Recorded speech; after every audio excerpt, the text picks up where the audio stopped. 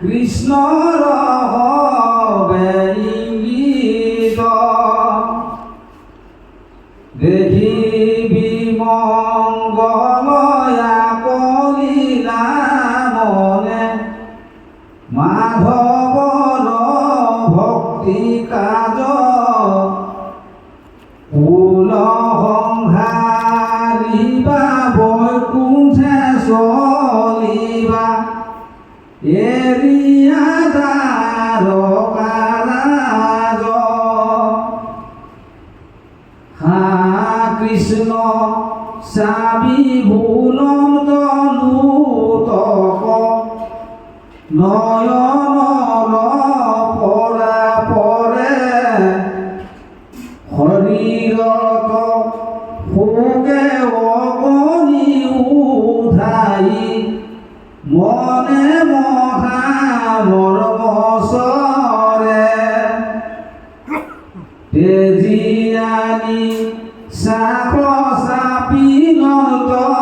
পাখ সন্তাপে আকুল ভাৱ বিৰলথা নত পৰি প্ৰণামিলা হিৰে পৰখিয়া পাও কৃষ্ণৰ বিয়োগে অগনগ্নি অন্তৰ্গতে হৃদয় দগ্ধ কৰে ভোগে মকমকি কৰন্ত ক্ৰন্দন নয়নৰ নীৰজৰে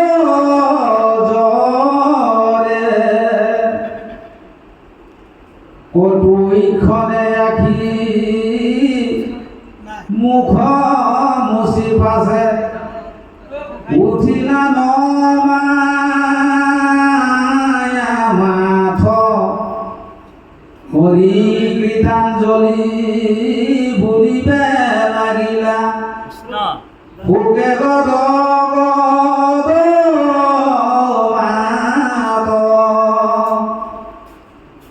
অবংশ ভৰি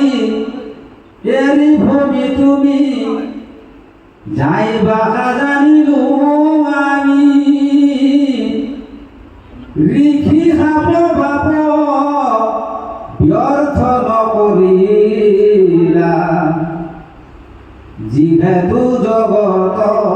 চাৰি তোমাৰ চৰণ নেদেখি ক্ষণেকো থাকিবে নোৱাৰো হৰি তুমি এৰিলা তো চাৰি প্ৰাণ প্ৰভু অৱশ্যকে যাইব মৰি তুমি তপপুণ্য তুমি বিনা শুইল দেখুই তুলি জগত কাৰু নকৰো শৰণত ধৰো লয়ুগ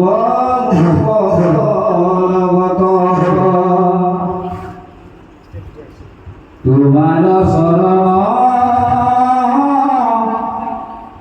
পংকজ পুজিবে কতো পুনে পাইলো লাগ বাপ জগন্নাথ নকৰাও নাথ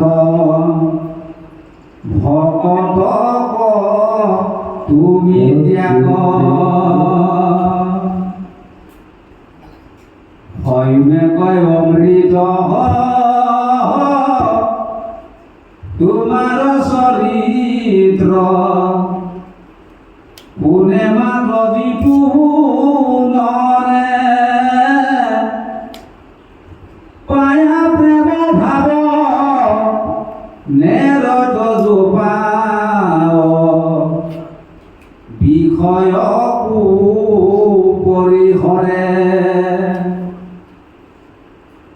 শয়ন ভোজনে স্নান উপস্থানে সদা সেৱা কৰো আমি তোমাক নেদেখি রাখি প্রাণ প্রভু ইমদে বর্তিব স্বামী মই পিন্ধু সার বস্ত্রয়লঙ্কার তোমার উশিষ্ট খায়া দঢ়াই আছে শীত ইনো বিপৰীত তৰিবু দুষ্ট ৰমায়া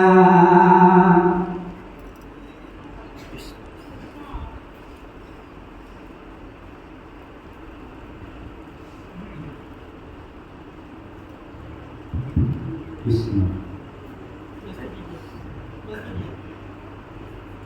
কৃষ্ণ প্ৰায় 2 ঘণ্টা 2.5 ঘণ্টা পাঠ হ'ব আৰু তাৰপিছত আমি গুৰু এটাও আপোনালোকৰ মাজত প্ৰকাশ কৰিম মাজত এটা নামো দিব আমাৰ বাপে দিব দাস প্ৰভু আছে যেতিয়া আমাৰ নগাঁও তুলসীমুখত বাপে মানে দবাপিটা বৰষুণ দি আহিল আইসকল নেৰাই হৈছে অ হৰি অ ৰাম আমাক 3 ঘণ্টা পালে 1.5 ঘণ্টা ৰাখি থ'ব বিচাৰিছে আমি ক'লো যে যেনে তেনে সৰকি আহিলোঁ বোলো গোটেই বস্তুটো দাস বাপক দিছোঁ অ হৰি অ ৰাম আমি পলাম বুলি বাছত উঠিলোঁ আৰু চিধা পলালোঁ গতিকে বাপে আজি 1.5 দিন থাকিলে তাত আৰু আমাৰ পৰিকান্তত এই আমাৰ ৰঞ্জিত শইকীয়া ভাগ 3 দিন থাকিল আৰু 3 দিন থাকি তেওঁ মুখল বৰষুণৰ দ্বাৰা অমৃত পান কৰালে আমি অকণমান কিনকিনীয়া বৰষুণ আপোনালোকক দি দিম আৰু দেই কৃষ্ণ বাৰু যাওঁ কি নহওক কৃষ্ণই কৃপা নকৰিলে আমি 84 লক্ষ জনী ভ্ৰমণ কৰাৰ পিছত মানুহৰ জন্ম পায় বুলি কৈছে মাধৱদেৱে ঘোষাত লিখিছে এ ভাৰতৰ নৰদ্বীপ হে মনুষ্য শৰীৰ নৌকা ৰাম নাম মহাৰত্ন সাৰ হে নয় বাণিজ্য পাই যিটো জীৱনত লীলা তাত পৰে দুখী আৰু নাই বোলে ভাৰতৰ ৰত্নৰ দ্বীপ মনুষ্য শৰীৰ নৌকা ৰাম নাম মহাৰত্ন সাৰ হেনয় বাণিজ্য পাই যিটো জীৱন নতৰিলা তাত পৰে দুখী আৰু নাই সেইজন আত্মঘাতী বুলি কৈছে আত্মঘাতী কাক কৈছে যি বোলে ডিঙিটোত বোলে ৰছীটো ওলমাই গছ এডালত বোলে লটকি যোৱাটো আত্মঘাতী নাই কোৱা শাস্ত্ৰই আত্মঘাতী কাক কৈছে জানেনে যে যিসকল ভগৱন্তৰ নামৰ ওপৰত বিশ্বাস নাই যাৰ নেকি ঈশ্বৰৰ প্ৰতি সুদৃঢ় বিশ্বাস নাই ভাৰতবৰ্ষত জন্ম লয় সেইকাৰণে কৈছে ভাৰতৰ আমাৰ জগতগুৰু শ্ৰীমন্ত শংকৰদেৱে ভাগৱতত ভাৰত বন্দন 69 বাৰ কৰিছে বিশ্বৰ কোনো গুৰুৱে আজিলৈকে ভাৰত বন্দন কৰা নাই কোনো এটা শাস্ত্ৰত গ্ৰন্থ কিন্তু আমাৰ গুৰুজনাই ভাগৱতত আমাৰ যিখন ভাগৱত এইখনত 69 বাৰ ভাৰত বন্দন কৰিছে তেখেতে কৈছে ধন্য ধন্য ভাৰতৰ পৰি কতবাত হয়নে আৰু এটা কথা কৈছে যে ভাৰতৰ পৰীক্ষা আছে অনেক দোকান নিচিনি কিনিলে লাগিলে বিঘিনি যে ভাৰতবৰ্ষত ঢেৰ দোকান আছে কতবাত সাদাও পায় কতবাত ইবিলও পায় নিচিনি কিনিলে লাগিলে বিঘিনি ভালকে যদি আপুনি চিনি নাপায় বলে ঢেৰ অনুষ্ঠান আছে যদি আপনি ভালকে চিনি নাপায় সেই অনুষ্ঠানটো তাত আপনার বিঘ্নি লাগিব ও হৰি ও ৰাম গতিকে কৃপালু বাপাই সমস্ত বৈকুণ্ঠ প্ৰয়াত উদ্ধৱ সংবাদৰ যি দুলৰী চন্দ্ৰ দুলৰী মানে হৈছে দেৱতাৰ দুৰ্লভ যিজন পৰমেশ্বৰ ভগৱানক পাবলৈ যিটো প্ৰতিচ্ছবি সেইটোকে দুলৰী বুলি কোৱা হৈছে ইয়াতে ভগৱন্তৰ একান্ত ভকত একান্ত শব্দৰ অৰ্থ হৈছে এক যুগ অন্ত যোনে একতে শেষ হৈ আছে এজনে হৈছে একান্ত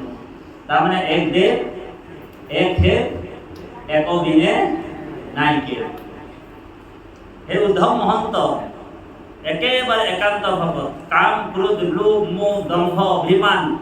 ঈৰ্ষা অসূয়া সব বহিষ্কাৰ কৰি উদ্ধৱ মহন্ত একেবাৰে আনন্দ স্বৰূপ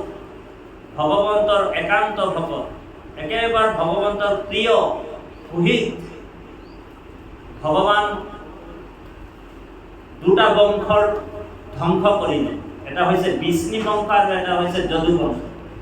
দেবা আৰু বিষ্ণু বংশ আৰু যদু বংশ পৰিয়াল কিমান আছিলে বোলে 56 কোটি, এজন দুজন নাছিলে দেই। 56 কোটি যদু বংশ নাশ কৰি ভগৱন্ত নিজৰ ইচ্ছাতে ঈশ্বৰ ইচ্ছা কৰি এই যদুবীৰসকলক প্ৰবাহ তীৰ্থ নয়ক ঋষি সাপ চলেৰে লৈ গৈ তেওঁলোকক নিৰ্যান কৰি ভগৱন্ত কলৈ যাব, পৰম ধাম বৈকুণ্ঠলৈ যাবৰ আগমুহূৰ্তত উদ্ধৱ মহন্ত গৈ কিনি কৃষ্ণৰ চৰণ কমলত থাপ মাৰি ধৰি ল'লে, প্ৰভু তুমি বৈকুণ্ঠলৈ যাবা মই গম পালোঁ, গতিকে তুমি যোৱাৰ পিছত আমি কি কৰিম এই পৃথিৱীত থাকি, কাৰণ তুমি যোৱাৰ পিছত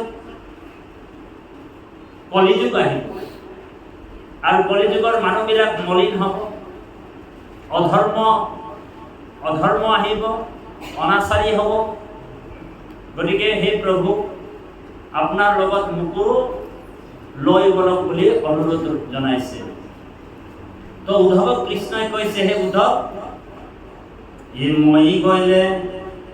দ্বাৰকা নগৰ সাগৰত যাইবে তল, মই গ'লে লোকত মিলিবে বিমংগল। হে উদ্ধৱ মই যোৱাৰ লগে লগে দ্বাৰকা নগৰ ক'ত যাব, সাগৰত ডুবি যাব, কাৰণ মোৰ ঐশ্বৰ্যৰ দ্বাৰা দ্বাৰকা নগৰখন মই সৃষ্টি কৰিছিলোঁ। কিন্তু মই যোৱাৰ লগে লগে কি হ'ব বোলে অধৰ্মে পীড়িবে লোক যাইবে অধুগতি, ভগতি ৰাখি বাক থাকিও সম্প্ৰতি। উদ্ধৱ মই গ'লে বোলে কি হ'ব, দ্বাৰকা নগৰখন সাগৰত ডুবি যাব, আৰু কি হ'ব এই গোটেই সমগ্ৰ